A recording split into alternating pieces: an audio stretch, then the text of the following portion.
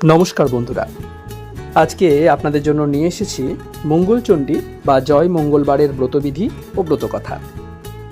ব্রতের নিয়ম: জ্যৈষ্ঠ মাসের প্রতি মঙ্গলবারে এই ব্রত পালন করতে হয়। পুরোহিত দ্বারা মঙ্গলচণ্ডীর পূজা করাইয়া ব্রত শেষে ব্রতকথা শ্রবণ করিতে হয়। ব্রতের উপকরণের দিকে একটু নজর দেওয়া যাক। 17টি গোটা সুপারি, ধান, দুব্বা, ফল, বেলপাতা, পৈতে, পাকা আম, কাঁঠাল ইত্যাদি। ধ্যান: ওং যৈষা ললিতকান্তাখ্যা দেবী মঙ্গলচণ্ডিকা বরদা ভয়হস্তা চ দ্বিভুজা গৌরদেহিকা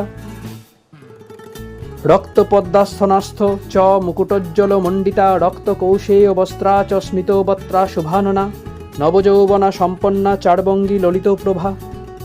পূজা মন্ত্র: ওং হ্রিং মঙ্গলচণ্ডিকা বৈ দৈব্যৈ নমঃ। পরে ললিতকান্তি দেবী ও দিবাকার বাসিনী দেবীর পঞ্চোপচারে পূজা করিবেন। পূজা মন্ত্র: ওং সর্বমঙ্গল মঙ্গলে শিবে সর্বার্থ সাধিকে শরণ্যে ত্রম্বকে গৌরী নারায়ণী নমস্তুতে।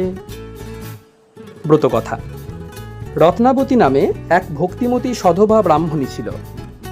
কামিনী নামে একজন নাপিতের পত্নী তার সই ছিল। একদিন নাপিতের পত্নী বলল, সই, আমার খুবই দুঃখ কষ্ট, কি করি বলতে পারো? ব্রাহ্মণী বলল, জ্যৈষ্ঠ মাসের প্রতি মঙ্গলবারে মঙ্গলচণ্ডীর ব্রত করো।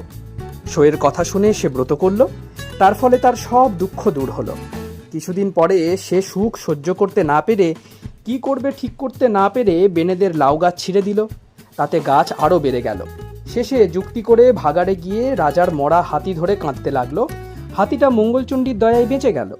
এই সংবাদ শুনে রাজা নাপিতের বউকে খুব আদর যত্ন করলে। শেষে বিষের নাড়ু তৈরি করে নাপিতের বউ জামাই বাড়ি পাঠালো, কিন্তু তাতেও তারা মরল না। তখন সেই নাপিতের বউ ব্রত করা বন্ধ করতেই তার বাড়ি ঘর পুড়ে ধ্বংস হয়ে গেল। মেয়ে জামাই মরল। নাপিতের বউ কাঁদতে লাগলো।